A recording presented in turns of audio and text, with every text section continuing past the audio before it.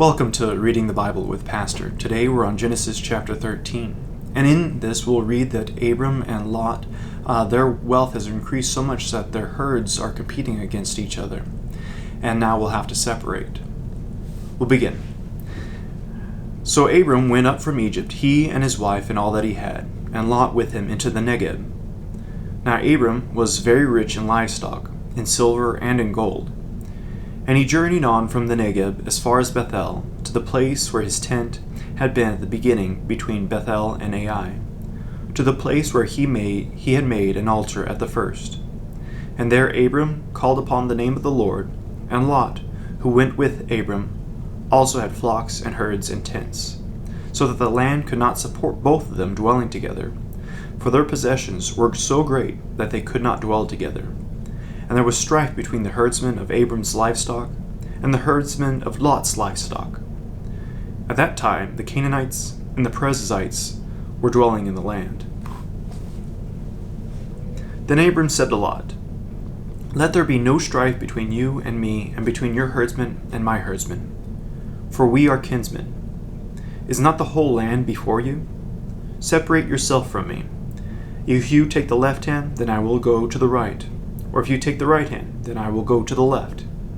And Lot lifted up his eyes, and saw that the Jordan valley was well watered, everywhere like the garden of the Lord, like the land of Egypt, in the direction of Zoar. This was before the Lord destroyed Sodom and Gomorrah. So Lot chose for himself all the Jordan valley, and Lot journeyed east. Thus they separated from each other. Abram settled in the land of Canaan, while Lot settled among the cities of the valley, and moved his tent as far as Sodom. Now the men of Sodom were wicked, great sinners against the Lord. We see here that Abram is a peaceful man and gives up the better portion of the land to Lot. But Lot has the better portion overall in that he has the promise of the Lord. We'll continue with verse 14. The Lord said to Abram, after Lot had separated from him, "Lift up your eyes and look from the place where you are, northward and southward and eastward and westward. For all the land that you see I will give to you, and to your offspring forever.